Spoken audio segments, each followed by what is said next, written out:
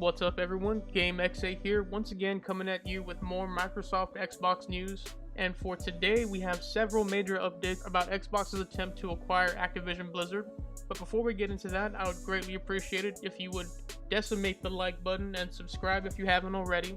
And thank you to those that do. So we recently had the first trial showdown between Microsoft and the FTC recently, and the FTC on January 3rd. We are reading an article from GameSpot.com here for reference. It's titled, First Hearing in Microsoft Activision FTC Showdown Scheduled for January 3rd. The first pre-trial hearing in the blockbuster trial between Federal Trade Commission and Microsoft over its attempted purchase of Activision Blizzard is set for January 3rd.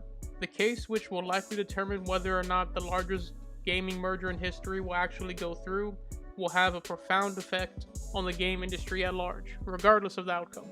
The hearing is scheduled for 3 p.m. or 12 p.m. Pacific Time. As revealed in the initial complaint filed by the Commission, the FTC alleges that the transaction would result in Microsoft consoles having exclusive access to Activision games, which would lessen competition in the video game space. The FTC's complaint particularly focuses on Call of Duty as a key product franchise, and one that is important to Microsoft's strategy. Microsoft's response also notes that the company has offered to bring Call of Duty to more consoles than ever before, including the Nintendo Switch. So the article notes this was a pre-trial hearing, meaning there's still a possibility for negotiations or concessions to be made to allow the deal to go through, but apparently negotiations are not making much progress, and we'll look to an article from GameIndustry.biz for reference here. This is titled, FTC states, no substantive settlement talks underway with Microsoft. Federal Trade Commission said there are currently no substantive talk between the U.S. government body and Microsoft over the latter's proposed acquisition of Activision Blizzard.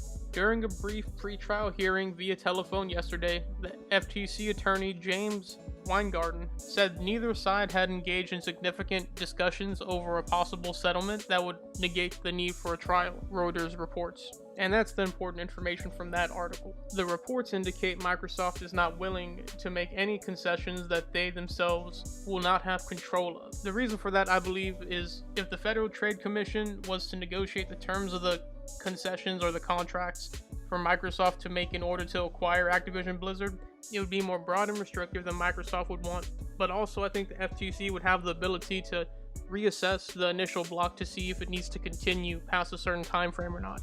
Similar to when telephone company mergers are blocked, the FTC would be able to reassess whether the block is still necessary after a certain time frame, like let's say 10 years. But if the deal is approved without restrictions, then the FTC would not have that ability, at least not without looking like they made a mistake in the initial assessment of the deal.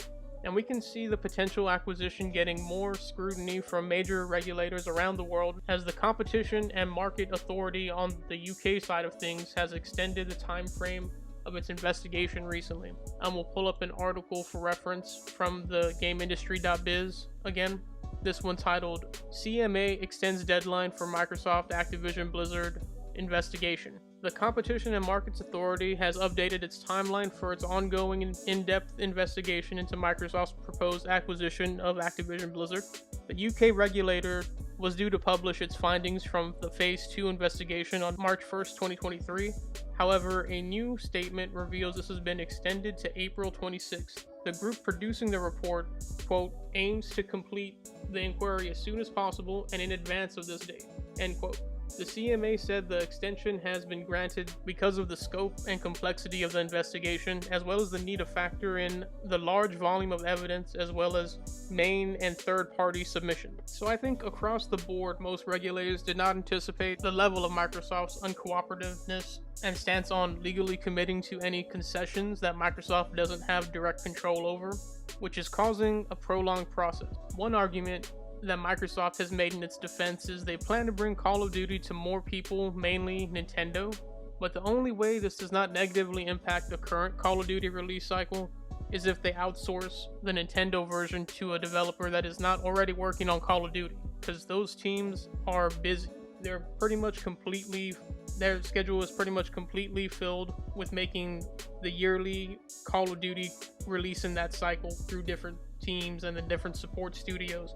if they were to attempt to add another version of it, then yeah, they would have to either hire and build a completely new studio, which would take time, or they'd have to take people away from those existing teams or outsource. But anything other than outsourcing and building a team from scratch is going to negatively impact the release cycle of the current Call of Duty, which has proven to be the most successful release pattern over the past 10 years. With that said, also Microsoft have made statements in its defense when it's replying to the FTC that don't really make any sense.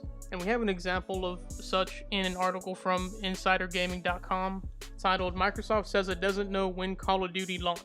And just reading the highlights here, in a 37-page reply to the lawsuit brought about by the Federal Trade Commission, Microsoft states that not only does it not know when the franchise launched, but that it has no information as to how valuable it is. The specific statement he's referring to, that the article is referring to, is Microsoft avers that it lacks knowledge or information sufficient to form a belief as to the truth of the allegations concerning industry perceptions of Call of Duty and Call of Duty's original release date, or as to the truth of the allegations concerning Call of Duty's launch and the typical release schedule and the resources and budget Activision allocates to Call of Duty, including the number of studios that work on Call of Duty. And the article continues, but the main point is they don't think Microsoft's defense makes any sense. And I tend to agree with it, but basically I think Microsoft is replying to the notion that Call of Duty is a one-of-a-kind kind of game, consistently topping the game's sales charts for over 10 years, and saying that Microsoft doesn't know if it's as big of a deal as the FTC and other regulators indicate, despite offering $70 billion to secure it, among others, as exclusive. And this response to me sounds like Microsoft is trying to say that they disagree without antagonizing regulators. So they just say, we're not really sure, essentially. I 100% think that they know when Call of Duty originally released, and they have a general, if not completely accurate idea of its release cycle and the number of studios that work on it, because that's pretty much public knowledge. You can Google that information. And I doubt that Activision Blizzard would have withheld that information when setting up this merger. What I would be curious about is what the differences are between the concessions the federal regulators are proposing and what Microsoft or Xbox are currently offering, as the acquisition most likely hinges on finding a middle ground between these two. But that's just my educated guess. How do you think this will end? Will the deal get approved with Microsoft avoiding federal concessions, or will they eventually yield and sign a contract on the regulator's terms? I'm really curious what y'all think will happen, so let me know down in the comments below. Don't forget to snipe the like button if this video helped kill some time, but most importantly, thanks for watching GameXA.